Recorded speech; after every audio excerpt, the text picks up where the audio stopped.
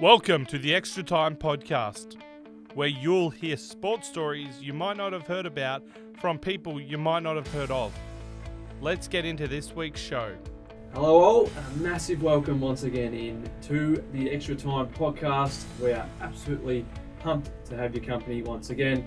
As always, I'm your host Aidan Box. I'm with my great mate Mark Woods, and it's another massive week in sport. Woodsy, I can't wait to digest it with you. Well, I think it's one of the biggest weeks in the lead up, especially because, we're around the beanies for the last few weeks and you see them around the place and it all culminates on next Monday. It does. And obviously we speak of the big freeze. It's the 10th big freeze, which I cannot quite believe. We're at 10 already. We even got to 10. And this is why we play this week. The new segment had its first run last week, and I enjoyed doing it. Just picking the things that are a bit more than sport, a bit more than the stats, the numbers, the plays that we talk about so often. I thought, as our mantra states, you've got to hear about some stuff that maybe a lot of podcasts aren't talking about. That's what we do at Extra Time. So today, the reason why we play, the reason why we do all of this is Neil Danaher. And I simply, when I made this segment this week, I just wrote his name, because if the guy isn't an Australian legend for all of time, I don't know what he is, because what else can he do to be one, really? 10th year, as I mentioned, and every single year, not only is he survived, which if you know anything about MND, the whole initiative, it ruins people's lives and kills people very, very quickly, shuts the body down completely. And not only is Neil alive, he is manned and spearheaded one of the most incredible initiatives ever. It's a mammoth thing to do every year, and he's the face behind it. He gets up, he goes to the clubs, and if you want to go and see what I'm talking about, go to the AFL socials, go to the Melbourne and Collingwood Footy Club socials, and just watch and take in all the photos. There was so many other ones I really wanted to put on here. I included this one with Darcy Moore and Neil himself. He goes out to the club still. He has a chat to them, even though he's almost lost the ability to speak or communicate at all. He still finds a way, and it's incredible. And it just shows you his message that he's not going to let MND affect him. It might look like it's affecting him physically, but it's not letting him affect mentally. And just some of the photos, which were amazing. So massive respect to the media teams down there taking these. But some of them, when he was speaking to the Pies boys, they were all just mesmerised. And they're sitting in there, they all had their beanies on, which is just incredible. Best look ever. Can't wait to see them Monday with all the blue around the place. They're just taking it every second, because there's no better leadership than Neil Danaher for me. And that's probably best measured, if you ask me, by the fact that it's gone around the league now. There was a big freeze over in Perth on the weekend. There's one up on the Gold Coast. Brisbane did it a few weeks earlier. And it's gone to suburban leagues at the bottom, like a level below. And it's even out in the country now, Woods. We had one down in Darlaston on the weekend. Both clubs get involved. You're not going to battle when this is on. You're just going to fight for the one cause, not against each other. And that's to fight the beast that is MND. So I love how the whole country now, all the local clubs, everybody gets around it. The special socks, the beanies, the cold plungers. It's what it's all about, and that's why we play. So Neil, the country absolutely adored you, mate. And if you're, like I said before, you'll be an Australian legend and an immortal for all of time. And I can't wait for the Pies and the D's to go at it on Monday, on King's birthday. Repeat that. On Monday, King's birthday is the real big freeze, the main big freeze at the MCG. It'll be absolutely jam-packed. Can't wait to tune in on the tally, because there's no chance I'll get a ticket and see the sliders. There's already a few announced. It's going to be awesome. But before we get too far into the future, Woods, let's talk about round 12. And for me, it was another belter. It was providing, this year just keeps providing again and again and again since round 0, as you call it right now. And I think it's probably the best we've had in years in terms of a season. And I might just be saying that because I'm watching it a lot more intently this year to cover it for the podcast. It's starting to come good again. And yeah, that might have something to do with it. But yeah, the photo of the week, if you didn't hear about it, you're probably living under a rock. Harley Reid, who was probably had the Rising Star in his back pocket. It's $1.01. It's probably $1.000 of a cent. Absolute shoe-in. Probably the biggest shoe-in since Victor Wembanyama won the same sort of gong in the NBA. Can't win now. He tackled his old mate, played a bit of junior footy, junior national footy with him, Darcy Wilson, who's having a pretty good season himself for the Saints, illegally. And he appealed it, but he got 2 games, and he's going to stay at 2 games, and it's ruined his chances of winning the Rising Star. And it's a great photo for me because it was the main story of the round. I think the main story of the round was this, plus the other one, the fact that there were 2 in the same weekend getting a suspension, meaning that the 2 favourites, really. You knocked them out. So, yeah, effectively, and I'll probably use another NBA analogy here as well. It's like if you knocked Victor Wembanyama and Scoot Henderson, even though he didn't have a great season, out before, the halfway point of the season. It's quite remarkable, but that's the way the game's changed. That is an illegal tackle now. Yeah. Everybody does know that. Yes, he's a young guy, and his decision-making might not be amazing, but for me, and I don't want to debate this too far, but if you're able to win the award, you're one of the competition's best, and you're a senior playing in the midfield as a senior player, as celebrated as Harley is, why can't you be expected to make the right decisions? And that is a bad tackle. Like, everybody in the whole world right now, all of sport, are trying to eradicate head injuries, and he picked Wilson up and he was arm's length away from him and slammed him into the ground over the boundary line. Everybody knows that ground's harder. It was unnecessary, so I think he deserves his 2 weeks, and I might be outnumbered here. But I'm with the league. I absolutely love how there's a fairest part of the award, because what other leagues around the world do that? I think it's one of those things where we could have a whole podcast just dedicated to debating it. I think I can see both sides of the argument. Like, it's not like the Brownlow where the Brownlow is the fairest and the best. The Rising Star is touted as being the award for the best and fairest young player. player. It's the best player. I don't think you usually touted it's given to the best player that's played under 10 games coming into that season, and you're putting the fairest tag onto it now. I think that's the thing, is when these awards came in, and when at the time there was a different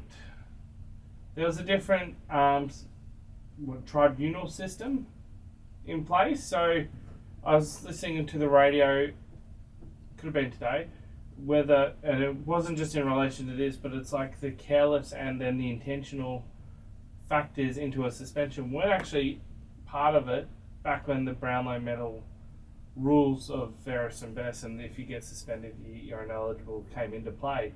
So it's like they're talking. The discussion was, do you then go, if it's a careless act rather than an intentional act, this I'd grade as an intentional, therefore under my ruling, because I actually agreed with what was being said, I'm like, if it's a careless act but it results in an injury, is different to an intentional act that doesn't result in an injury.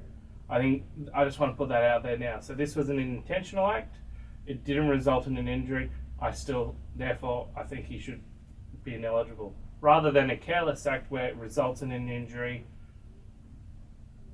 It's one of those things where, as I said, we could be going on debating this the whole episode, where I'm just bringing up that example, and the more I think about it, the more I'm going, okay, I think you've got to be clear. It's either yes with circumstances, or no, and there's no debate whether. And a lot of people were saying this isn't like the start of that point you made. This isn't like he smacked someone, so technically he's not an unfair player. It was a football move, and you're right. 10 years ago, that is a football move, but things change, and now, like I said, it's a suspension. But it's a suspension. It's a suspension, and for me, it's still intentional act. What is the league's like? The league had to make a decision here, and you can't just go, oh, but it's Harley Reid. No, but that's what I'm saying. This is where because it's Harley Reid, right? This is the face of the league. Yeah. For the next 10 years, and me, if I was running the league, I want my league that has been built on the best players in your comp being the best and the fairest, right? That's why Jordan Ngoe has never been quite able to be the face of the league, because he's not the fairest player. Right? So I don't want someone that's getting suspended being the face of the league and winning all the awards, because you don't want that to be the face of your league. You want Harley Reid not doing this to be the face of your league. And to be honest, I never had any problem with anything that's played out, because I think if you got suspended, you want someone that is fair to win the award, because AFL's unique like that, and I love that. Like, more leagues should be going, and we want our kids growing up going, you can't tackle like that, you don't hit people, you play at the ball and you play fairly. That's how you want your kids growing up, so I'm really all for it.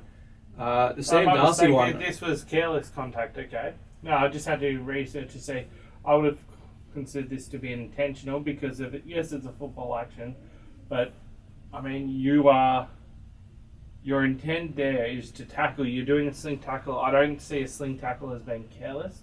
I see a sling tackle as being intentional. And a lot of people analysed it a bit and said it is uncharacteristic, but it was a rush to the head and he's a young player, so it shouldn't be, and all that sort of stuff that I just discussed. But, you know, and people saying he was frustrated because he was getting tagged and he wasn't getting the ball. That's something you got to learn, mate.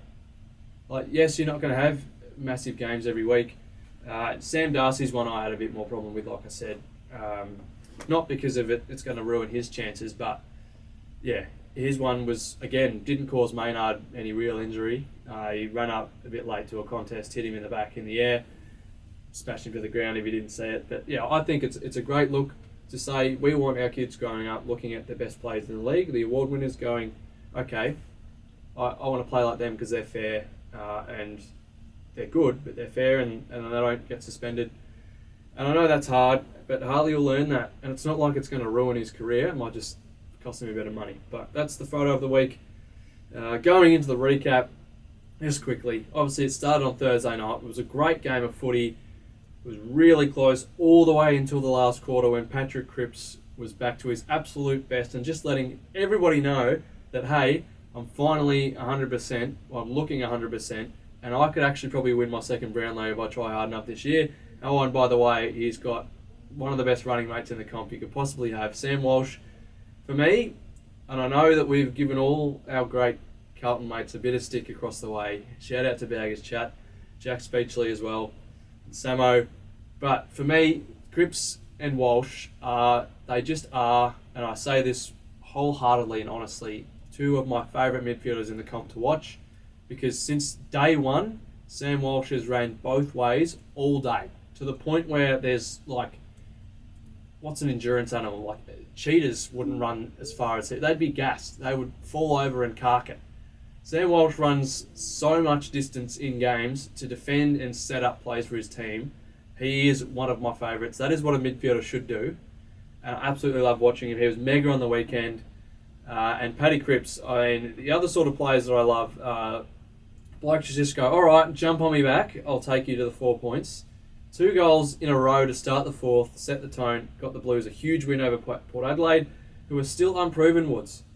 I said it, I'm not sure if it was on air or off air last week. Ken Hinkley is one of the best regular season coaches in history, but he always bombs out in finals when the whips are cracking and there's some serious contenders.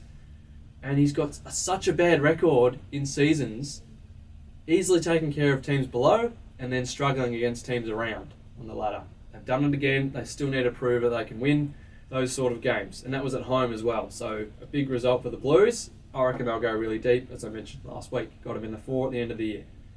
The Dogs got it done, and I just mentioned Cripper putting that team on his back, a captain's performance. Marcus Bontempelli just went nuclear. I think he had something crazy like a couple goals and 37 touches. And the Pies were well in control at the start of this game. And the Bont just wasn't having it. For me, he solidified himself once again as the best player in the comp. He probably deserves to be somewhere better, and I know Dogs fans will hate me saying that. But some pretty faithful Dogs fans on Friday night in the Royals. Shout out to Michaela and her amazing family. They probably agreed with me. They said, to be honest, we haven't given him the best environment the last few years. So, interesting to see where the Dogs go. They're still out of the 8, but they've got the best player in the comp. They've got a few coming back. I think they could probably do something maybe. But you never know with them. They're as inconsistent as it gets. Huge win over Collingwood though, albeit they were depleted. And Sam Darcy, I reckon he's going to be a serious player. It was funny to see the old boy Luke commentating for Triple M, when Sam kicked the sealer, he did not give one little bit of facial expression. It was quite hilarious. Go check it out on Triple M socials if you haven't seen it. Unfortunately, Sam won't win the Rising Star, as we said before, but he's having a great season. And the Tigers, I love the Tigers. I love watching them because they might be awful. They might have the unluckiest curse ever. They actually are probably the unluckiest team I've ever seen. If you want to put their injury list into a full 18, you could probably make a team and a half. It's that bad. McKelty Lafau, another ACL in the same season. It's unbelievable. Whoever, I don't know what it is, what's the thing with the ladder or the black cat, someone's really cooked these guys. The voodoo is really bad, unfortunately, but they keep fighting. Again, they took it all the way against the Cats. They only fell by a couple goals, so mega effort. But the Cats at home look solid. They might be back. Another team that, off their last month, you can't judge really strongly where they actually are. So huge couple of weeks for them to solidify their spot in that top 8. But they had a few contributions from key players. Freo, it just shocked the whole world after Cornsey said he doesn't trust him. David King said they're boring to watch. Even Daniel Gorringe was going in on them. They came out to Alice Springs and they just thought, you know what? We're going to make a little bit of a statement. That was the biggest upset. And big in more ways than one, too. Our friend Noah Fisher, talking about the other side they were playing, was actually saying as the margin was approaching 100, that no team has ever won the flag after being defeated by 100 in the season. And it was looking that way, and I must admit I was there going, oh, do I cross them off now because of 141 to 49. Freo, we'll talk about them in Bad Kicking is Bad Football. Just an incredible day. Jai Amos, after probably being the worst kick in the comp the last few weeks, kicked 4 straight. It was an absolute bloodbath. They were all getting in on the action. Melbourne just fired the first 2 shots, kicked the first couple, and then it was just all over. And no matter what Big Maxi Gawn could do, his side never got back in the game. A 92-point win to Freo. They love Alice Springs now. I'm sure they'll be wanting to go back there like the Suns will want to go back to Darwin. Speaking of the Suns, in potentially the game of the round to kick off the end of round 12, they beat the Bombers by 11 points and it went right down to the wire. One of the most exciting fourth quarters I've listened to this year. I was listening to it in the car on Sunday night on my way back up to the city. It had incredibly weird umpiring decisions, bad umpiring decisions, incredible goals both ways, players standing up. It's a huge win for the Suns. They've done it again, Woods. They take hold serve at home and they've got another test this week away. So I think they actually might go all year, winning everything at home and losing everything on the road. It'd be quite remarkable. I hope you're right. I'm hoping for that. I hope you're right on that because this Saturday night they might be playing at Marvel Stadium and they might be playing my team. So I hope you're right. Looking for their first win on the road. Actual away games as they sit. But yeah, quite a remarkable season for the Suns. They're a different team at home. And obviously there's a couple games I didn't mention as usual, and I haven't mentioned it all yet, but you'll see me in the jumper again. I'm going to keep wearing it because at the start of the year, Woods, I thought if my boys win games, if they win any games, I'm going to rock up in the jumper because probably won't win many this year. The first 5 rounds, it didn't look that way at all. I was waiting and hoping for that game where we played North because it looked horrendous. We were getting blown out in second halves. Didn't look like they could compete at AFL level in a few of them. And now, just yesterday, I saw Hawthorn in a graphic on 7AFL on Facebook, and I didn't save it, unfortunately, but saying who is the most informed team in the comp, who's the best team in the comp right now of current form. And Hawthorn was in there with the likes of Carlton, I think Sydney. it was the second best team. The one that I saw was who's the second best team right yes. now. So and it was So like you Carlton take in Sydney there. obviously, and it's like Port Adelaide were in there. All the teams in the top 5 were in there, and the Hawks. And I was like, wow. And that's just the turnaround. A lot of what I want to say I've mentioned already, but Sam Mitchell, you can say what you want. He is a top 5 coach in this competition because no one else quite has buy-in like this outside of a couple. Maybe Boxy, maybe Horse. It's incredible. The players themselves, like their attitude is second to none. This might be biased, take from what you want, but expression, connection. like I said last week, with the Swans, the Hawks on the weekend, they express what they want to do. They're all pushing each other, and they're all open with each other, and they're connected beyond what I've seen. Like, people are saying it's like watching Hawthorn from 2015. They haven't been this connected and this switched on since that third consecutive premiership. I love the game plan. On the weekend, I was a little bit worried because Adelaide played a similar way, and I thought for the first time Hawthorn will play a team that will pressure them for the first time probably since they played the Swans. And they never let Adelaide fire a shot. It took so much for Adelaide to even get the ball going, and they didn't really until the third quarter when they pulled a few back. And I just wanted to highlight out of the whole game, the last 5 minutes of the third, and I watched the whole replay on Sunday because I was working when the game was on. I hate the scheduling, by the way. Fix it, Mr. Dillon, please.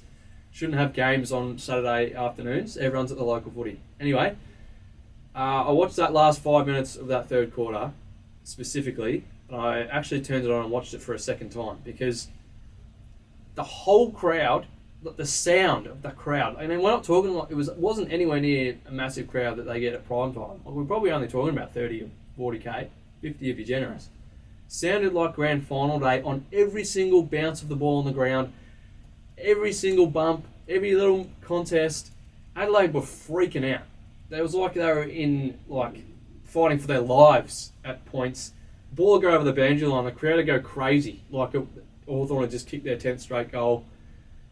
It was incredible. And watching it home, you just wanted to be there and you just wanted 5 more quarters of it. It was remarkable. I was so pumped up. So pumped up. It was awesome. It was electric. Got to get us on prime time soon. I don't know how many more Saturday afternoon games Hawthorn have got to play because there's teams that they put on Friday night or Saturday night even, Thursday nights. They'll just bore you. You'll fall asleep. But Hawthorn will give you something exciting. There's a guarantee about that. Such a contrast to those first 5 rounds. And to disallow Adelaide their run was huge. And that's what I talk about with Sam. His ability to coach something midweek and then for all the players to buy into that, express themselves and go and connect and do it on game day. There's not many coaches in the league that can do that right now. They showed one on, I think it was first crack on Sunday night. And it was the fact that Hawthorn are staying off the ball because they know that with all the holding the balls at the moment, the rule's changing. So during the week, Sam would have gone and said, all right, we're going to do this. So only one player goes in now, the rest stay out, and now Adelaide had no space. And they would have coached that during the week, and all of a sudden it's out there on game day. Same thing coming off the Port loss into the Brisbane game, same thing. Couldn't be happier. I'm wearing the jumper on the podcast again. I know it might look like I've got no other clothes, but the Hawks are winning. And just to finish off, I've got this graphic up here. So this is the one you're talking about. So Carlton, Fremantle, Western Bulldogs, Hawthorn are Essendon. And it's hard debate. Basically, if you think about it, hard. It's based Hawthorn purely on current form. You go back, right? So the last 2 games Hawthorn lost in the last, whatever it is, 7 or 8, Collingwood in gather round, and that was a kick. That was a game where if Connor McDonald hits that kick, kicks the goal at the end, Hawthorn win. And the Port Adelaide game, which is 1 in a million, and that's not an exaggeration because Port Adelaide kicked 2 goals in 20 seconds. The last one was off Darcy Byrne-Jones' shin. Those 2 games are won. Hawthorn sit above all of those teams except for Carlton and Essendon. They're probably a percentage off the 8.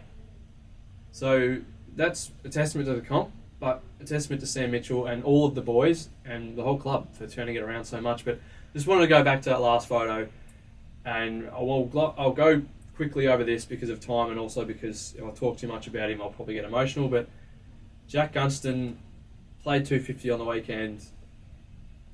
For what this guy's been through, he said on the weekend over, the commentators were talking about how his first 100, 150 came pretty easy.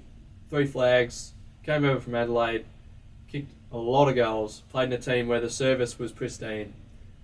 And he's, last 100 or last 50, he said, have been the hardest part of my life. And you might look at him and go, he's played for a long time. He's only got 250, but 250 for me is remarkable. So, Jack, I absolutely fucking love you, mate. Thank you for giving me so much happiness over the years. you absolutely deserve it. Your dad will be so bloody proud. And on the weekend, he just showed up and he tore him apart. And it was so good to see Maury kick that last one to him when he could have gone for 6. That's what Hawthorn is right now. I absolutely love it. That's my new wallpaper because that's my sort of Hawthorn. They're the boys that I watched. My brother's sort of more into the Mauries and the younger fellas coming in. They're my boys. They're coming out, but I love them and they just fit in and they're all so happy to play with these young guys. Well, I guess they're a happy team at Hawthorn, you could say. 100%. But another team that got the win, got you back, Now, happy. you sent me this photo. Saints. Can you just explain this photo to me, please? This is just great. I don't get it. It's I just, don't get it. It's just great social media work. So the Saints got the win. They were just fitter. Yeah. They ran over the top of the Eagles on Saturday. And then the social media team on, this is Sunday Arvo when I found this. So on Sunday morning, the Saints socials just put up morning, and that is Mason Wood. So bit of morning Mason Wood for the Saints fans. I'm sure there was a bit of morning Mark Wood there. But I loved it because obviously it's a great player on something I'm probably not going to explain on air. But Mason himself, who I've always really loved. 4 goals, absolutely. Always really loved him as a player. Back to his best. Is sometimes overlooked and sometimes forgotten about, but then he just turns it on and it's just like 4 goals. Standout performance. Bang. Now, another person, talking about the Saints, I won't go too much in depth because I'm still nervous. Fair enough. Watching more local footy, but another player I've got to give a big shout out to, and I think this meme sums it up right here. People with the ability to freeze enemies. You got Elsa from Frozen, you got Mr. Freeze from Batman. I don't know the guy's name, but he's from The Incredibles. Frozone. And then you got Marcus Windhager, who I spoke about it before. absolutely Harley who? did a great... Exactly, Harley, who he had 17 disposals in the first half and only 3 in the second half. So and go back to that tackle. You could see he was frustrated. Yeah, and he's not used to it. And yes, you could say, just for the sake of giving both sides of this, that's an amazing achievement for a first-year player in like his 11th game to be tagged. That's how good he is. But on the other end, I don't care how good the bloke he's playing on is. This bloke needs more recognition. I spoke about Finn McGuinness last year. That's who I wish Finn McGuinness was. That's who I say. That's what a real tagger is. It's unbelievable. He does it. It's like, as I said, I saw this. I'm like, this is and he too wins good the footy not himself. He had This 19 is too himself. good not to include here because of... It's just frustrating, and we can speak of moments in the Saints game. One of them was the Marshall incident, and a few seconds, about a minute and a half to go, doctor comes up because Marshall just had a head knock and stayed on the ground, and then it was a ruck contest. Doctors come in to check on him and held up play, and I'm there going, why is Marshall still on? Like, as a Saints supporter going, I don't understand. Like, I'm there going, I'm more worried about Marshall's health than winning the game at that point. Yeah. But I'm there going, okay, Marshall's there, was okay, but still, like, at what point... It's probably not on road because as competitive as he is, and everyone knows he is an uber competitive guy, umpire's got to go, all right, we've got medical people in the way, we've got Rowan that's just had a head knock, all right, time, Yeah. Rowan. That's sort of Because what we've got happened, that but blood rule. Rowe If we're serious I agree. about head knocks, it's got to be like the blood rule. Yeah. Like, Harry Sheezel was on the radio on SEN earlier, and he was saying he'd actually, if he didn't feel right, he would come off. In 2 minutes, in the same situation of 2 minutes of play, I'm there going, I can see both sides. Like, it's one I'm conflicted about, but being a Saints supporter watching the game, I was like, I want to win this game, but I don't want Marshall. Like, I don't want this to be a Marshall 12-day out. And I don't blame Rowan at all because I wouldn't come off either when I'm so key to my team. You're in the game mode, like it's a different mindset. Whereas the doctor, they're probably competitive too, but a lot of the doctors, they're not like, they don't play for the team. They're half neutral, you know what I mean? And the umpires are neutral too. I agree to an extent with the So the doctors. umpires should be like, all right, head in. I don't care what sign they want to make up. And stop time for it. This is So it the doesn't thing where cost the the doctor team. actually said, hold on, right? He basically was told, first of all, basically, get out of the way. And he's going, no, my job is to make sure he's okay. Exactly. Yeah. Until he gives me the all clear. And I'm like, that had me a bit more at ease. But I'm like, I think that needs to happen a lot more. And the club doctor is going, hold on. Basically, it's if something goes wrong here, you're not there going, oh shit. I think the first thing that came to mind was Justin Kaczynski or Dylan Roberton. Those are the St Kilda history that jumped to mind. I'm like, okay. Paddy McCartan as well. It wasn't like you had head knocks coming into his career. Cozzies wasn't in a game. Dylan Roberton was a heart condition, if I'm not mistaken, but he collapsed during the game. But I'm just like, I don't want to see an incident happen and then they go down and it's just like basically at the stake of 4 points. Yeah. Like, even a premiership, if it came down to it, it's like, as much as I'd love to say, I'm like, I'd much rather see a bloke survive than us win the premiership because of, okay, he went harder. But it's like, I'd also like to see the long terms. Like, we've seen it recently with Angus Brayshaw having to retire. Nathan Murphy, I think, retired. There's quite a few more retirees, and I think it's good that they're actually realising to, rather like, it's because it's more at stake. There's more knowledge about it, but at the same time, everyone knows about CT we and need, everything now. I've distracted it from St Kilda to this, but I'm like, that's my biggest takeaway from the St Kilda Eagles game. Like, we need to actually realise when it's a game at the end of the day, but they're also as much as you want to put emotional investment into them, like, it's just a game. They're human beings out there that I believe. Marshall gave the thumbs up and and the club doctor put faith in him, and then he was reviewing the. But I don't think the players' thoughts and the players' faith should have anything to do with it. I know this is going to sound critical and like I don't have any right to talk about it. I haven't played AFL, right? But it doesn't matter where the head knock is or how soft it could be. It can still affect you. I agree. Like we saw at Libba a few weeks ago. It doesn't have to be AFL he got hit, as well, and then it wasn't until about 3 or 4 minutes later, and he collapsed. Yeah. Tyrone Vickery back in a practice Kaczynski game was like 20 minutes later off covering Take Justin nothing. Kaczynski's incident as an example, right? He got a head knock playing the game, and then he did a TV interview. And it was during the TV interview, which was, I think, a day or two after the game, where he faints. Yeah. And Dylan Roberton, and I'm pretty sure Dylan Roberton, I just remembered one where he had a head knock, and he was getting interviewed after the game, and he was out of it. He couldn't function. Yeah, and the person interviewing him, I'm not sure if it was Lingy or not. That's why if we're fair dinkum, no matter what head knock it is, no matter how hard it is, if the AFL is fair dinkum, which they should be, you're going off for an assessment, and if you're right as the player, it didn't affect you, and you're okay. Trust in the doctor. You'll be back on in 5 minutes. Yeah. Right? And that's why I think we talked about the Harley thing before as well. That's why that should be a suspension. Because, Darcy Wilson played the rest of the game. Sure, he's fine. He might not have any concussion or anything. But it's that action, it's him hitting his head.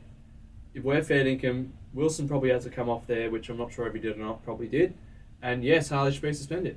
I'll have to go back and see this Dylan Roberton one, because apparently it was a halftime interview. Okay. As he's coming off the ground, and Lingy's just gone, hold on. I remember the interview. It wasn't I'll have to go back because I'm hoping, I'm actually hoping he was pulled for the rest of the game. If that happened today, you wouldn't play him.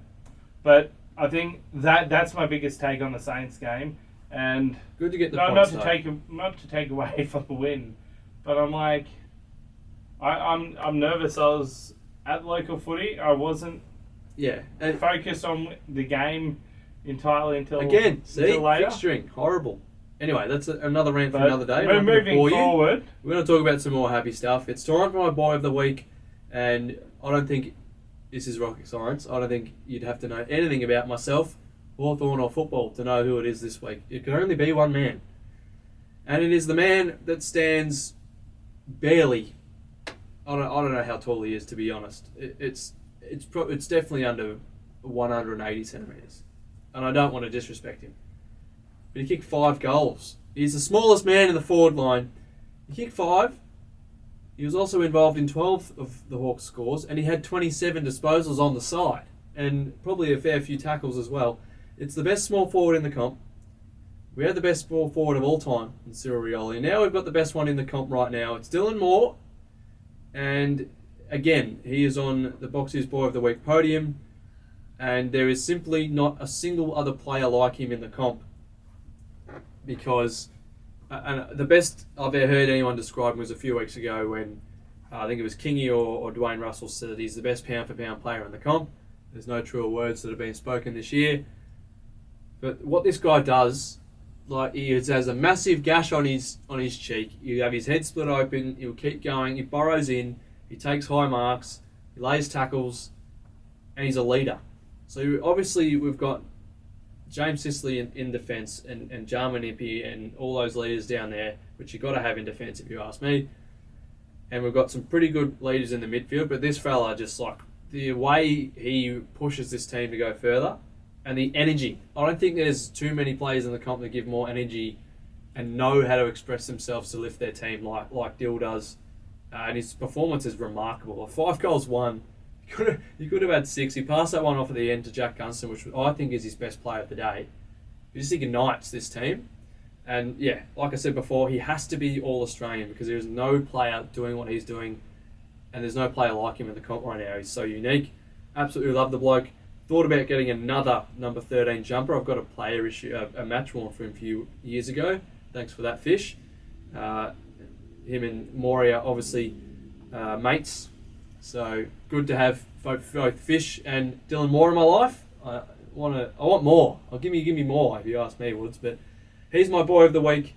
I gotta say with him though, how good it was. I mean, a couple of seasons ago, he was actually delisted, and the ability to turn around, and he's a future vice captain. He's a vice captain now, future captain of the potentially a future captain. But from getting delisted to, I mean, being an absolute star and awesome. Leading a club is absolutely amazing. And that probably goes into how much the boys love him and why they feed off his energy and leadership, because he's had to work for every little bit of this. And I love it, but enough about the brown and gold. I'll go on forever. I want to give some special mentions to John Newcomb. Well, he's in the brown and gold as well, but again, runner-up for me.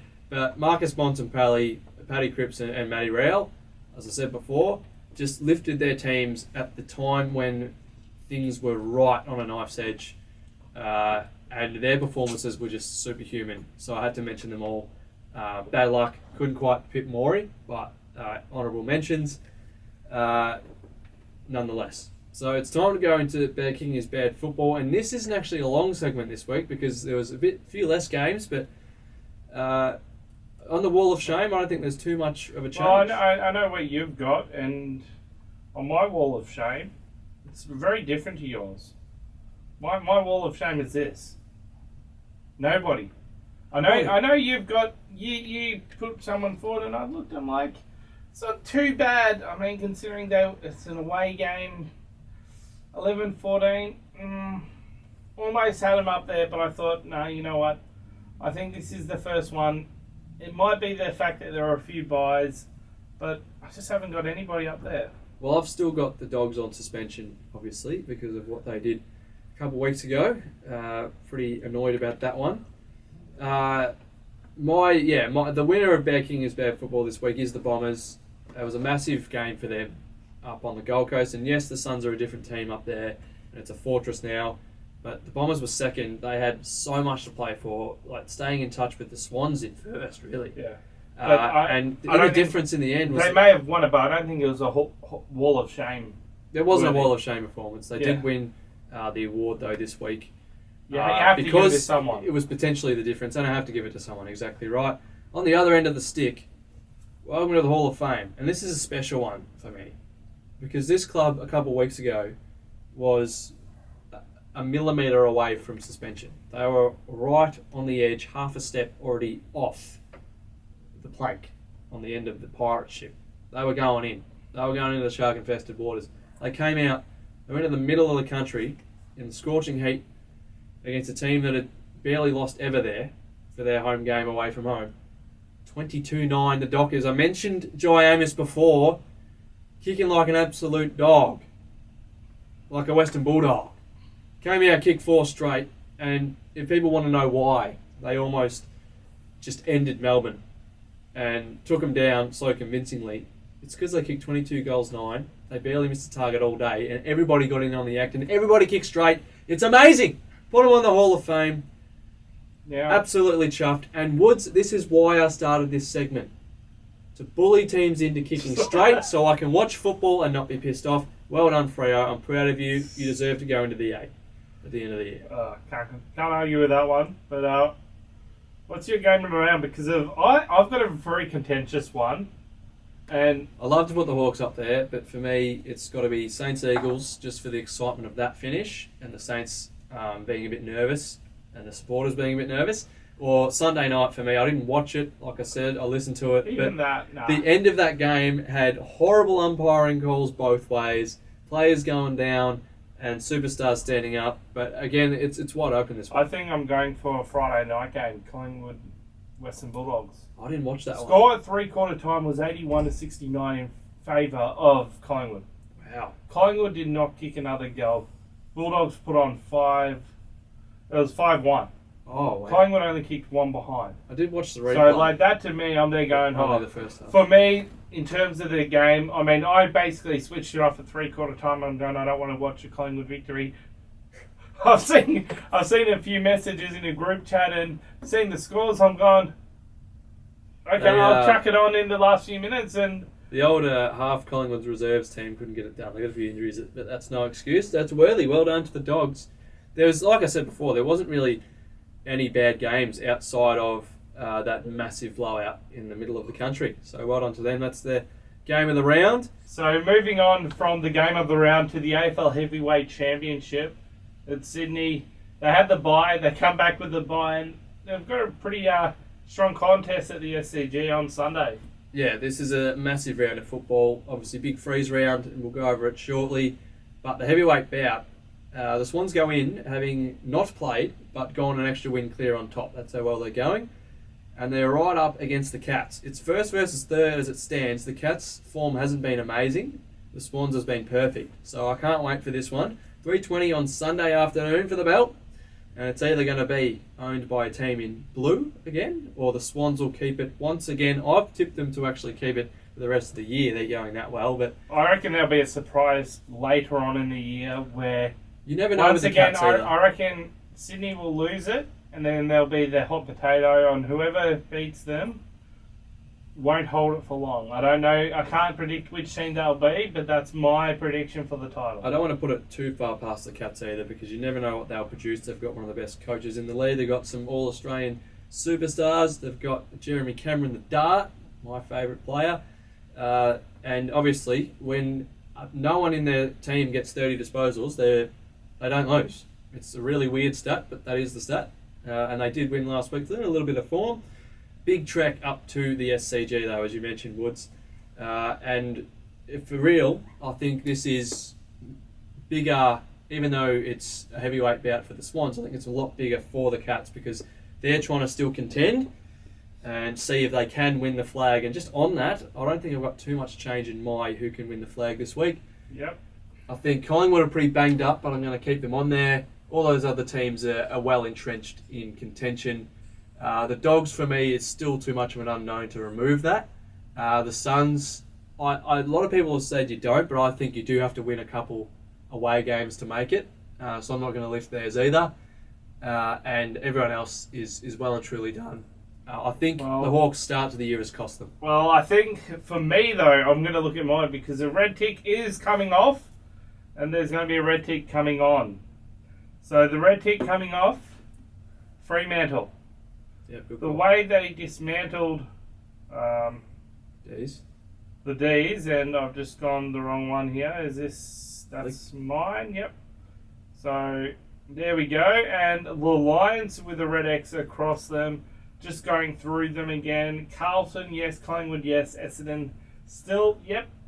Fremantle, they're showing something different now. I'm very excited to see what they can muster up. Geelong, top 4 side. Giants are up there. Gold Coast with the red X, but they've got to win a few away games for me to take that off, especially with the grand final at the MCG. I mean, Hawthorn are 12th, and they're on 20 points. Brisbane are on 18. That's one of the reasons why I've had to put the red X onto Brisbane, because I think there's a few more teams in front of them that even if Brisbane win their games, it's hard to make up. They're 10 points. They're 10 points outside, 2.5 games outside of the 8. North Melbourne, obvious. Port Adelaide, still there. They've got to show some stuff, especially playing the higher sides. Red X is almost on them. Richmond, they've got a side that wouldn't contend because of injuries. Saints, I think it's self-explanatory. Sydney, still the premiership favourite. Eagles and Doggies. Doggies, almost, that red X is almost off, but they're out of the 8. I can't see them just yet because of their hit or miss side, just like a few other sides.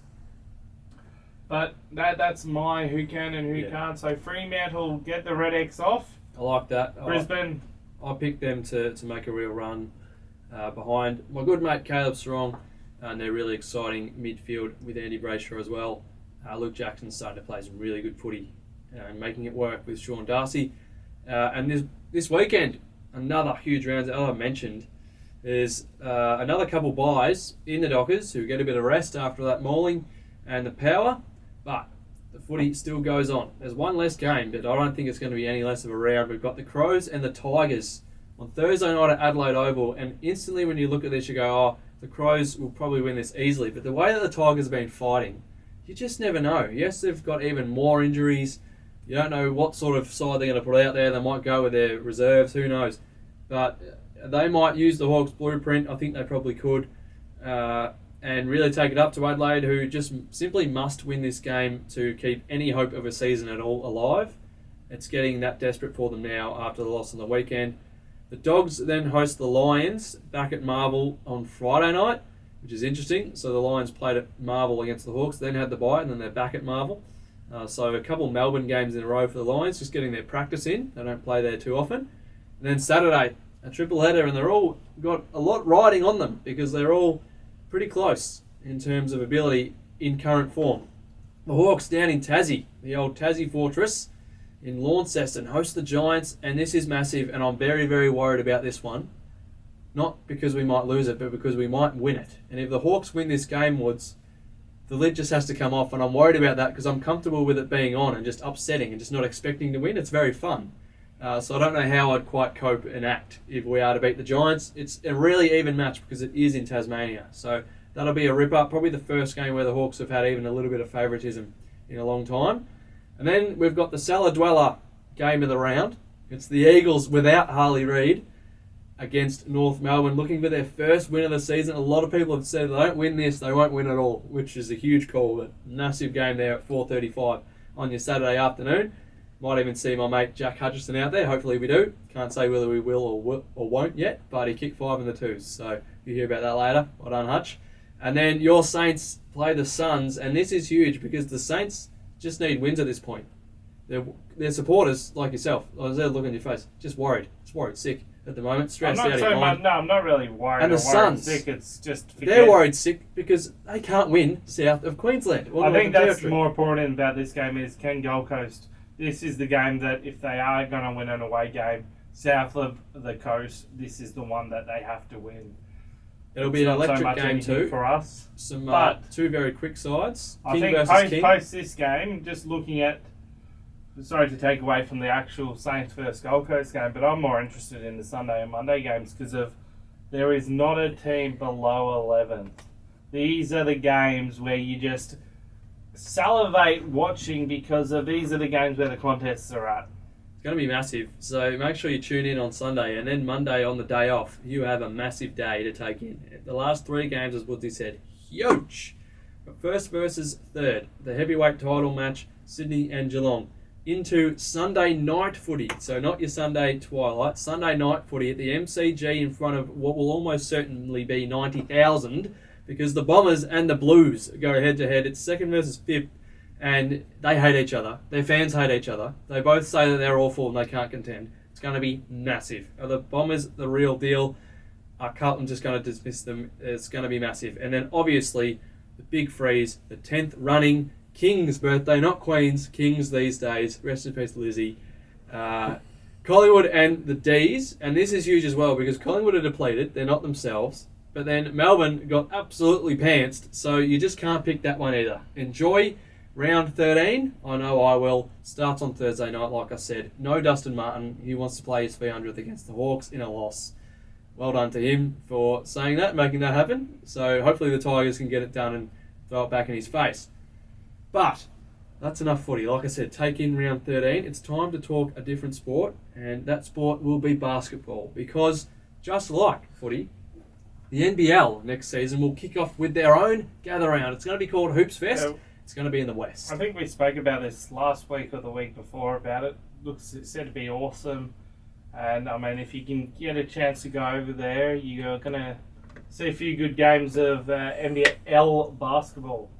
Absolutely massive games. The first of which is the Grand Final Series rematch between the Jack Jumpers and United. And as it stands, and I know I might be skipping ahead in the schedule here, but the Jumpers look near unbeatable the way that they're looking after their off-season, and the United are sort of just a bit unsure. I know there's so much more in the off-season to go. We're only a month or two removed from that Grand Final Series, but the Jack Jumpers roster has basically been unchanged. And then just today they added the services of who I think is the most promising junior athlete in Australian sport at the moment in the game of basketball. It's Roman Suilepa. This guy is basically LeBron James in a young Aussie body. Him and Rocco Zakarsky out of Queensland have just terrorised national state teams. This guy can dunk from anywhere on people. He drives incredibly aggressively. He can shoot. He is probably the most exciting basketball talent in terms of next stars we have at the moment. And yeah, he's just going to go and join the reigning champs. I don't know how that's fair. No, it definitely is. And I love the Next Stars program. I'm just a salty United fan. I love Roman Suilepa, and he is going to be an absolute megastar, and he's going to flourish learning from these Jack Jumpers who, like I said, have kept their lineup, which is so dangerous. And then they're going to be doing it in these beautiful new jerseys, Guernseys, jumpers, whatever you want to call them. So basketballs, jerseys. Oh, I was worried. So what you're wearing is a Guernsey. What these are All right. jerseys, okay? Basketball jerseys. All right, I'll stick with you there, Yoda, just because I know it gets your knickers in a twist, but just gorgeous. It's got the Tassie colours, the green, red and yellow, their state colour, and I love the sort of swoosh at the bottom and just a couple of their guns there. And like I said, not too much movement in the roster, and the way that they played in those playoffs, how could you stop them? But that's going to be a massive game against United to open the season, and like we showed before, all the others huge as well, and every single one will be in Western Australia, and just mega. Like the Perth is going to go off. The roof will be blown off all of these places. The whole city is going to be pumping. I do love Western Australia, so hopefully I can get over there for that. And someone else that will probably be over there for that, a big basketball name in the basketball world, mostly in the NBA, it's Carmelo Anthony, who has jumped on board. He was sitting twiddling his thumbs. He retired from NBA basketball officially recently, and he thought, you know what? I'm going to go to the next best league in the world.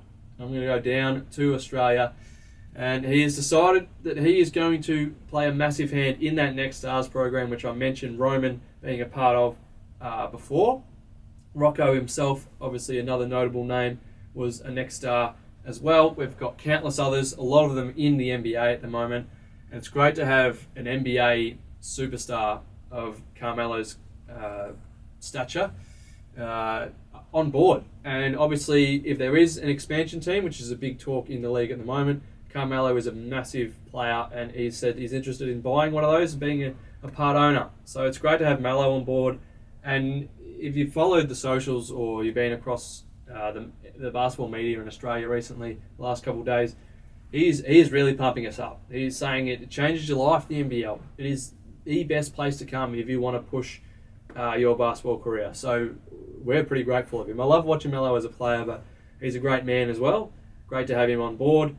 And yeah, watch out for those jack jumpers because they run the league at the moment. They've won the championship. They've just got one of the best young talents. And they've kept their roster. They've got the new jerseys going. They're the selling point. And to be that as an expansion team is incredible. And I love that that's possible these days with modern sport to build that identity so quickly and then be so successful. It's great. The NBL is leaps and bounds ahead, and I absolutely love to see it. On the back of all of that, obviously we've got the boys competing overseas, so the back half of the initial Boomers roster playing in that cup as I talked about last week, and then the Boomers going through their paces at the moment. I know Josh Giddey's come home after being eliminated from the NBA playoffs. Paddy Mills has been posting his workouts. They're all pumped up to go. Can't wait for Paris 2024. The Opals, they start their campaign very shortly. They've got a lot of games coming up in the next few months. You can catch both the Boomers and the Opals, as we've been saying, at John Cain Arena in the start of July for a couple games against China.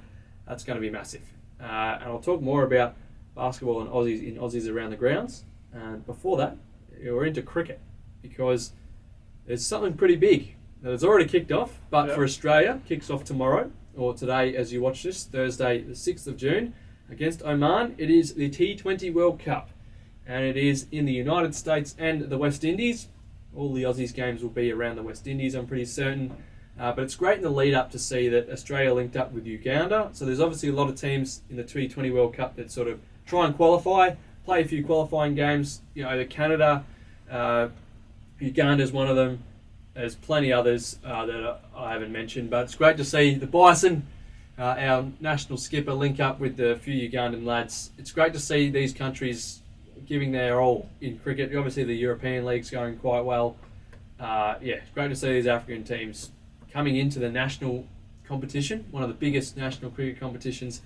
And I love that the Aussie cricket team got around them, shared their stories, listened to theirs, shared their own, and gave them a bit of advice as well. And Bison rocking the Uganda kit, pretty cool as well. He was pretty annoyed. He was joking with them all, saying you stole our yellow. We had to wear green and dark colours because of you. But it's great to see, and it was almost to this is why we play as well this week. Love seeing that. But speaking of teams that are in the history of cricket are relatively new, the United States. A lot of people thinking, well, why are they hosting? Why are they even really playing? They're a baseball nation. They don't play cricket. They're no slouches. They might have only been playing Canada, and I say that because Canada aren't a cricket nation either.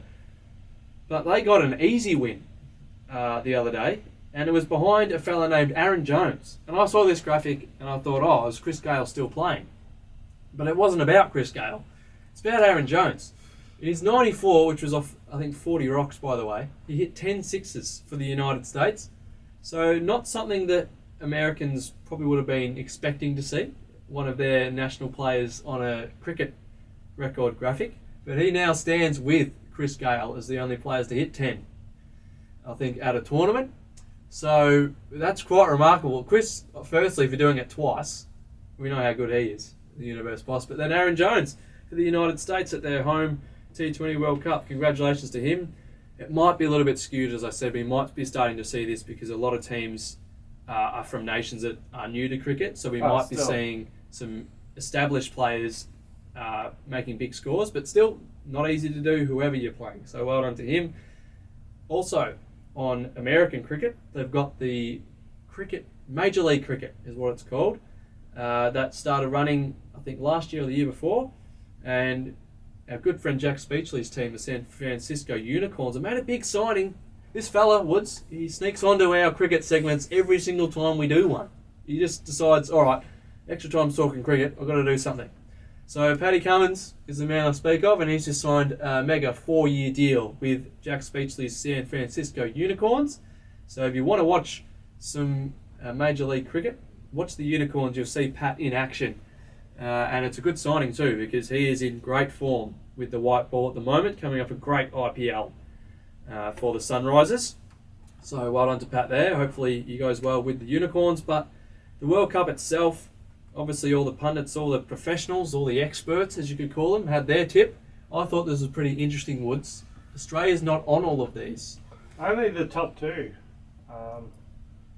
England. Brian Lara, I thought he liked us, but he hasn't put us in. England are on all but one. India's on all of them. New Zealand absent from all of them except for one. West Indies are on a few. I can see a double of a few. The India, England, and Australia I can see more often than not. So it'll be very interesting to see who is, if anyone is right in their combinations. It's interesting. I can see in India, England, Australia, and West Indies a couple of times. That'd probably be my go. Obviously, India is right across the board, but they are, without a doubt, the top 3 team in the comp in all formats. It's a religion to them. They've got absolute megastars. They're coming straight off the back of the IPL as well, which is great. A great build up for them. But it's good to see a few of the Aussies pick the Aussies. It's good patriotism there. But it's interesting here for us to predict, because I'm sort of torn between current form or World T20 form, sort of, in internationals, because in the last World Cup, Australia was awful. If they didn't have that late season run, they would have been, basically rock bottom. They got absolutely pummeled by New Zealand in that first game in Sydney, which I obviously flew up to, which wasn't great at all. And England took that one out. But then if you look at New Zealand now, who went quite deep into that tournament, of course didn't win it because they never win. They always either come second or bomb out, unfortunately for the Kiwis. They always won't go. They went deep in that tournament, but then they got absolutely pantsed by us on their home soil just a couple of months ago. So it's really tough to pick, especially having no real international play because of the IPL, which always just stands alone. There's no international play that really interrupts it. So Australia's basically gone from that series in New Zealand, bit of IPL, bit of other stuff around the place, into this. There's obviously the warm-up games, but it is very hard to pick. If you were to ask me, you probably do have to have India. They're just always going to contend. They've got so many superstars and experienced players. Their mix is brilliant. I'm going to you have to put us in there. Who would we be to not put Australia in there? So if I'm picking my 4 contenders as these guys have, I would have India and Australia, and then it is very, very hard. It is interesting for Brian Lara to put Afghanistan up there. I don't mind that too much, but I think you've got to have the hosts. I think the West Indies in their own conditions, you've got to back them in. All of their players now, aside a few of their young emerging players like Shamar Joseph, they're just T20 players. Yeah. They take the money, they travel the world, they play T20, and they've won it before. They won one of the recent T20 World Cups, so I've had them in there as well. And then it pains me, but you probably do have to have the Poms, the most recent champions. Yeah. So I think that's how we're going to predict it. But as I mentioned, if you're watching this, it'll be Thursday. The Aussies would have started their first match against Oman this morning in the World Cup. Hopefully they can win that one convincingly, set themselves up. I think we're in a pool as well with Scotland and England. I might be wrong there, but obviously you're in your pool, you win your pool games, you finish in the top 2 in your pool, you move on. So hopefully the Aussies can do that. And as we mentioned last week on the last episode, finals is the benchmark for us, especially because we didn't make them last time. So that's all for the cricket part of the world. Into tennis, we've got the French Open going on at the moment. Not too much to talk about here because we've only got 2 Aussies left, but one of them is our boy the Demon, the number 10th seed in the world in the men's draw. He is officially, this is actually an old graphic because I saved this before, he defeated Daniil Medvedev in 4 sets after losing the first, won 3 straight. It was his trademark fight. Doesn't quite have his first serve. He was broken on a few occasions. Daniil had the upper hand. He stood right back on the wall for Daniil's serves, but his court coverage is simply second to none. It is remarkable the way he covers the court. The distance he runs for a point and the sort of shots he can manage to just whip out is exciting. I love watching him. And I said it before, when we were talking about the Oz Open at the start of this year, if he was just able to hold serve a little bit more often, if he just had a little bit more powerful of a serve, he would be a serious player and incredibly hard to beat. But nonetheless, there's not quite a player that fights like the Demon, and he will play, or he has played, as you're watching this on the Thursday, Alexander Zverev in the quarterfinal, and he is the first in almost 20 years, since 2007, since Leighton Hewitt, to make it that far in the French Open. So well done to the Demon. He's exciting. He's capturing our whole nation, but he's also capturing the French. This was very close to being this is why we played this week, because this little fella is no relation to Alex, as far as I know. He's not Australian. He's a little French fella, and he dresses up. He goes and he watches all of Alex's games, and he was absolutely pumped. He was riding every single step, every point, every stroke, harder than anybody else in the stadium. He was going crazy, and I've named him Mini Demon or Junior Demon. And after one of his matches, Alex saw him, the excitement, he was pumped up, and he said, I've got to find this kid. The power of social media. They met up after his game the other night, after his win against Daniil, and there's a high five and the embrace there. And Alex said, well, he's my lucky charm at this point. He's going to have to keep coming. So he's looking after him as well. So well done to Junior Demon. Get him in the players box, I reckon. The other match that was on last night was our other Aussie that's left, Matty Ebden. And this is pretty cool because he himself is still in the French Open, and he's playing alongside 44-year-old Rowan Bopana, and they are actually still the 2 seed in the men's doubles draw. So all the best to Matty Ebden and his Indian partner, Rohan Bopana, who is 44 years old. Woods, that's quite a remarkable achievement. So hopefully we can see them through, and we're talking about them next week, and they've got as far as they can through the French Open. Back onto Aussie shores now, just a little bit of an Origin pump up because it was last night, so we'll give it a little bit of love. We're going to Game 2 at the G, and these are the teams that have been selected for this year's State of Origin series. I think the Blues will want to give it a real crack coming off last year. Shout out to Jesse Mertens as well and his sports bet promotion there. Yeah. I'll be going with your tips, mate. I don't think I'll be going with his tips. I think I'm going for the upset of a Queensland victory. Or if I don't know if it's an upset or not, if they're favourites or not, but I just can't go past them. Every time you write Queensland off, they do the upset. They show up, and I'm going for them for the win. I might have had a same game multi, but I don't know who I've got. But as Victorians, hopefully I've got that up. But yeah, as a Victorian, it's not massive. It's not like it's in your blood, as if we were Queensland or New South Wales just guys. Can't cheer for New South Wales. As a kid, I really like going to Queensland. A few of my favourite Storm players play for Queensland, and to be honest, because of our rivalry in cricket with New South Wales, I thought, well, screw them. I'm a Maroon. So go Maroons in the State of Origin. Hopefully they can get it done. Be good to see, obviously, big Harry Grant and Zave Coates go about it. Love Has, one of my favourites. But that's enough Origin. We don't talk too much rugby for a reason, because we want to talk about stuff around the grounds, around the world. And we always start with my weekly wonder. And this week, I mentioned it before. I teased it before. And it simply had to be a pair. Usually I do one bloke or one lady or one athlete.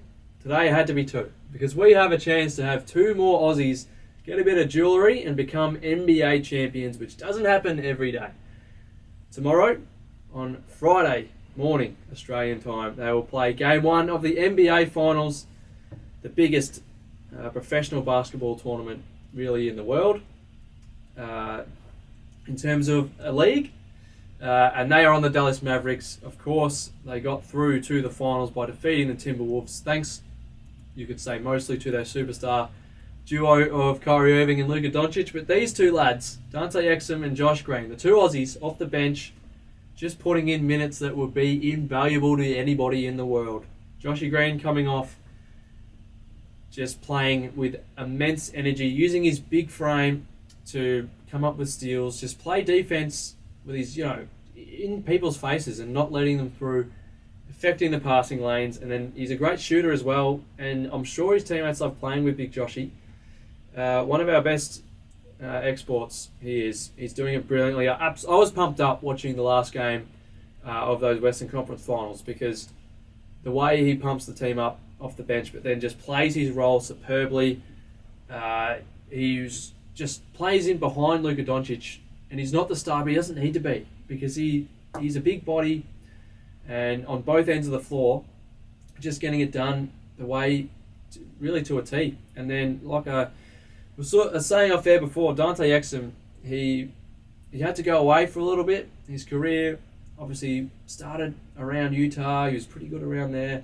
Went to a few teams. Had to go over to Europe to really find himself again. Did really well over there and came back.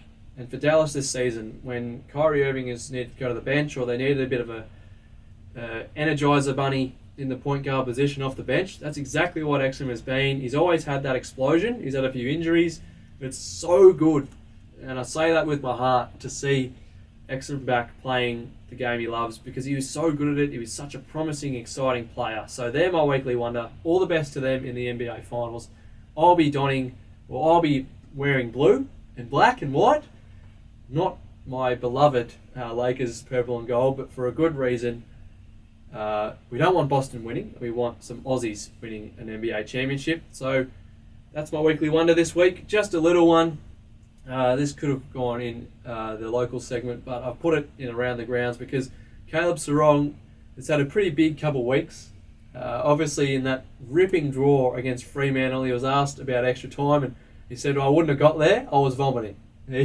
He vomited his guts up at one stoppage. He had to run the length of the ground to get to the defensive stoppage, and he vomited twice there. Was the draw against Collingwood or? Yeah, so a couple of weeks ago. Sorry, you said the draw against Fremantle, so. Oh, sorry. I thought I'll just pick you up on that one. Well, maybe I need to go and vomit. But he went from that to just the other day getting his knee dirty. So instead of making the ground dirty, he was getting his knee dirty. He is engaged to his beautiful partner, Chloe. So well done to Caleb.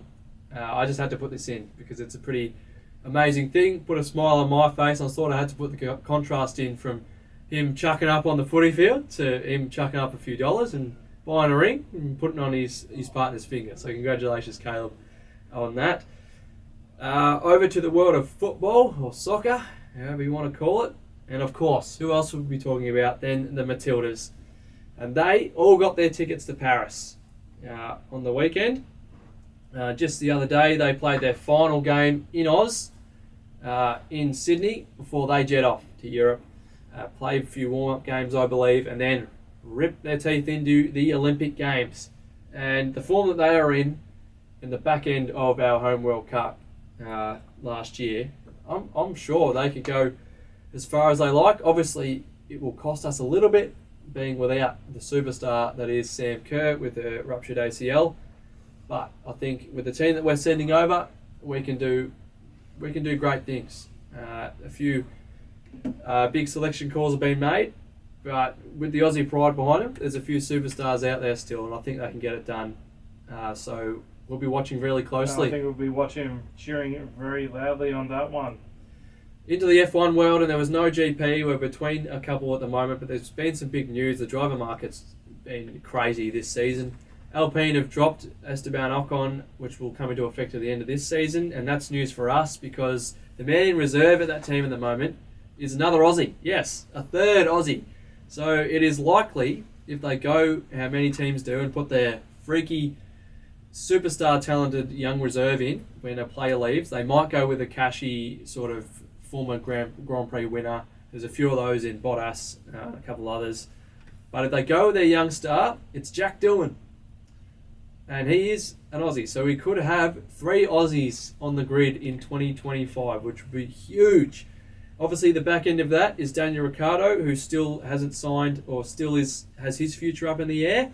But it is rumoured at the moment, and obviously rumours go both ways, but it's rumoured that he will stay with Visa Cash App RB, or the old version of AlphaTauri or Toro Rosso where he is right now.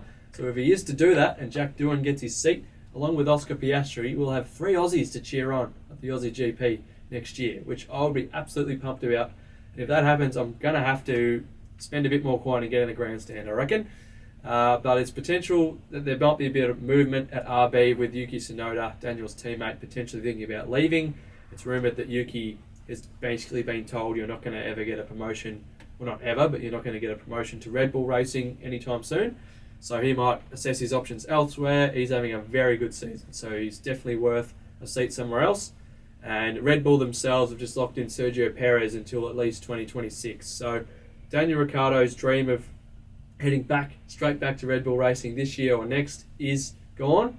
He might replace Sergio at the end of 2026 though. We'll have to wait and see. Obviously we're still waiting for Daniel to just get any more assurance on his career at all at the moment.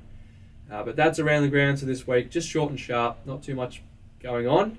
We'll have a lot more Cricket World Cup for you next week, and also the Canadian Grand Prix in Montreal, which will be this Monday morning. Now, we're into local footy just before we wrap up, because it is very, very close to our hearts. It's what gets us going, and something that was close to my heart and close to me physically. On not himself, but we grew up together. I mentioned him a few weeks ago. Jack Hutchinson. He was drafted last week, as you can see here, a mid-season draftee. With pick 3, he went west to Perth, and he is now a West Coast Eagle. And he is my local weekly wonder because not only did he get drafted, he flew over on the Friday afternoon. So we got there on Friday. He met a few of the boys. He may have had a little bit of a captain's run on Saturday, so sort of getting to know them. Hey, mate, yeah, hey, mate, yep, mate, yep, here, mate, sort of thing. And then he rolled out an hour out of Perth into the country to play a game in the Waffle, so basically the Perth's version of VFL. For his first game, he was wearing the number 83, and he had the best debut by a number 83 ever, because I don't think many others in the 83 have done very well. It's a very non-AFL football sort of number. He just kicked a lazy 5 goals, 1 with 11 disposals and about 5 tackles, playing out a full forward the Hutch. So barely knowing the blokes, he's just gone, yeah mate, kick it to me. Kicking at him they did, 5 goals, 1, and it was a really, really close contest against Perth, the West Coast Eagles 2s, but they were able to just pull out at the end. One of the Perth boys missed a goal to put them in front with about a minute to go, but the goal before that, to put West Coast in front, was actually kicked by Archer Reid, who was picked in the national draft last November, and he is from the same court. So myself, Jack, and Archer Reid all grew up in the same court in Inverloch, and now both Jack and Archer are playing for the West Coast Eagles. Archer kicking the late goal to really get the team over the line, so and it was great to see. Next mid-season draft? Well, the Inverloch Footy Factory is going great guns at the moment, so I just want to congratulate Hutch, and I'll talk to you during the week, and I said I'd give you a wrap, so I will, and all the best this weekend, whether you're playing 1s or 2s. Absolutely love what you're doing, brother. And keep going. And to Arch as well, hopefully see you both in the 1s soon and get the whole of Inverloch over there to watch maybe. Speaking of Inverloch Conwack, the reigning premiers, have lost their 2nd straight game. And this was us broadcasting on the weekend, speaking to former Collingwood backline player Adam Oxley, the great Ox. Great to talk to Ox on the weekend after the game. And Turin Delmore, his side defeated the reigning premiers by 6 points. It was an absolute ripper, Woods. Turin Delmore kicked the first 6 goals of the game. Inverloch Conwack didn't kick a major until the 22-minute mark of the second term, which is a very, very long time by their standards. And then they came home with a wet sail, and the third quarter brought it right back to level pegging. Turin Delmore always had the lead, but then Inverloch Conwack in the last quarter got it back to a draw 4 separate times. Could never take the lead, and a goal late to their big full forward, big Peaver plugger right, as I was calling him on the call, kicked the sealer, and Turin Delmore won the game. So the West Skippy comp, where I obviously call for SEN with my good mate Wiz, who's on the right there, is wide open in 2024. And it's not just going to be a cakewalk for IK or Phillip Island or Narnagoon. It's wide open. And something else in the league is happening in 2. It's not at the top of the ladder. It's sort of way more down the bottom. It'll be at Bunyip, who have not won a game as we speak. But I think they might win this one. They're going to play their arch rivals Garfield at home. And they're going to have Carlton draftee Isaac Smith, so the 2022 Norm Smith medalist in the AFL. But they're also going to have one of their local boys come back. And he's not just a slouch, this local boy. I speak of Shane Mumford. He's coming back. He probably won't cost him much either because he was a Bunyip footballer as a kid, I believe. So they're going to have a bit of a midfield 1-2 punch of Big Mummy and Isaac Smith. And I'm going to be there to broadcast that. I cannot wait. So big things are happening away in West Gippsland. Good to hear, and gotta love local footy. Now, just why not end it on a good note? I'll just highlight some of my photos from the game. But Blackburn faced off against Doncaster East, and it took into the last quarter to hit the lead and come away with the win. And I think the biggest photo for me was this one. How great is it? And you were saying earlier that it's just, you see this all the time, and I just love it. I love the fact that you get a few youths and you get packed. They call it the hill. And The Resi Hill? yeah, just seeing amazing. A few under 19 players there, and just it was packed at one stage. The rain started to happen and dispersed a bit, but this was late in the game, and you can just see the emotion and the love for the club. But talking about local footy, I thought, why not announce it here first? Here we go. I wish we had drums. I will be playing a football game. I'm making my debut. I have never played football.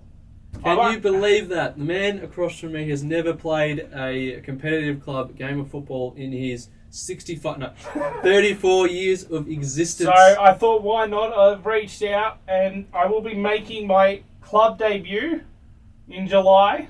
Incredible scenes. It's not going to be Division 1 standard, I can tell you that. I've hit the track twice.